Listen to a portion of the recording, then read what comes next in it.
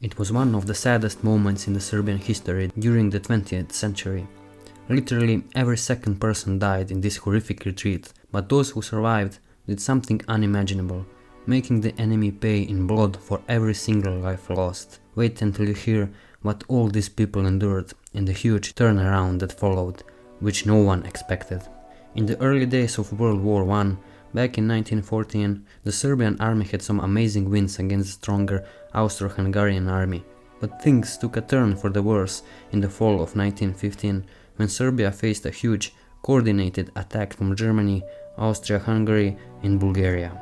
Close to 800,000 enemy soldiers quickly moved across the Sava and Drina rivers, entering deep into Serbia and pushing the Serbian army, already worn down from years of battle and sickness. The top Serbian military leaders had a plan to move the army to Thessaloniki, Greece, joining forces with allies from France and Great Britain, but the Bulgarian army, allies of the Central Powers, cut off their path in the Vardar Valley, betraying Serbia in a harsh way. The Serbian army, caught in Kosovo with their backs to the Albanian mountains and surrounded on three sides by the incredibly stronger forces of three countries, faced a difficult choice. General Živojin Mišić proposed a strong head-on counterattack against the Austro-German forces, but after a fierce argument among the generals, this plan was rejected. Only two options remained: to surrender the remaining Serbian army or to attempt an extremely risky crossing over the Albanian mountains to the Adriatic Sea, from where the Allied forces would take them. The decision was made. They would cross the freezing mountains of Albania to reach the Adriatic Sea, where Allied ships waited to help them with food and clothes. The army did not want to surrender so easily. Instead, they would retreat, reorganize, and later punish the enemy and free their country. Little did they know that only half of them would make it to the sea and safety when things got worse beyond imagination. Soldiers were ordered to burn all the equipment they couldn't carry with them. Ammunition, grenades, and cannons were destroyed, thrown into cliffs with heavy hearts.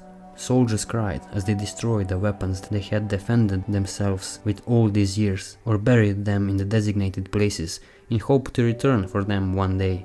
One artillery unit even managed to, by hand, drag 20 cannons over the mountain ranges. The Serbian civilians, now refugees, trailed behind the army, hoping to find safety away from the enemy who had torn their homeland apart for years. The journey was heartbreaking. Mixed groups of soldiers, civilians and refugees, about 400,000 people in total, traveled for more than a month.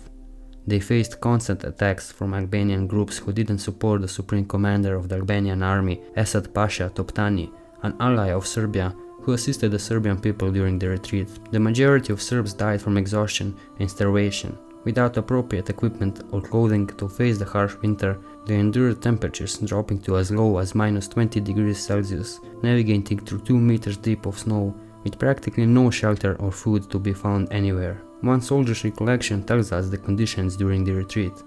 You could kill without consequence, die without anyone noticing. The roadside was littered with the horse skeletons.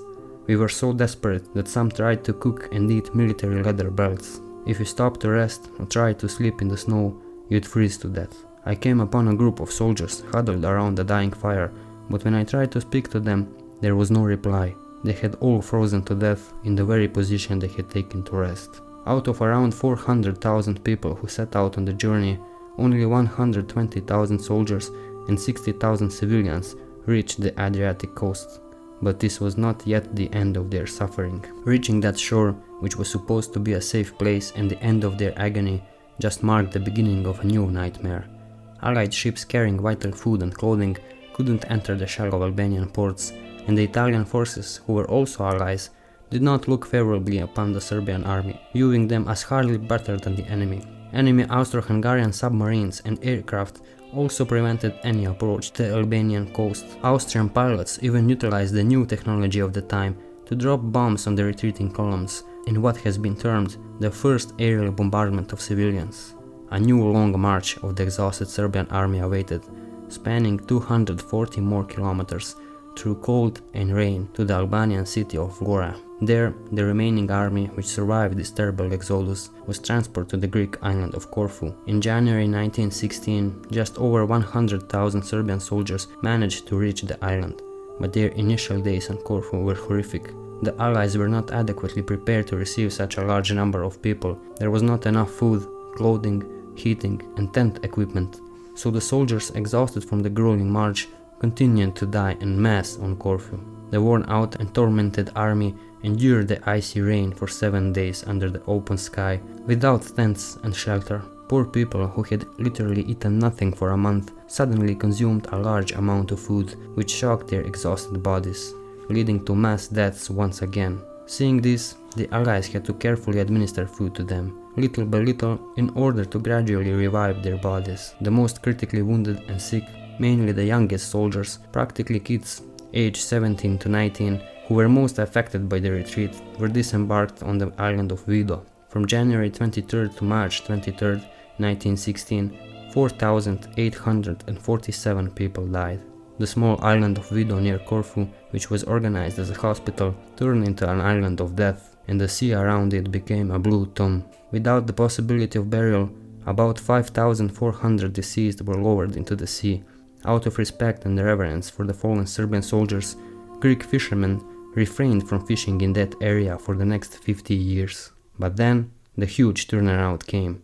Something that no one ever expected. Following the horrifying trials and losses, the Serbian army on the island of Corfu started slowly healing, both physically and spiritually. Despite the initial hardships they faced upon their arrival, the resilient spirit of the Serbian people, with aid from their allies, started pulling them back from death. As days turned to weeks and weeks to months, the skeletal army transformed.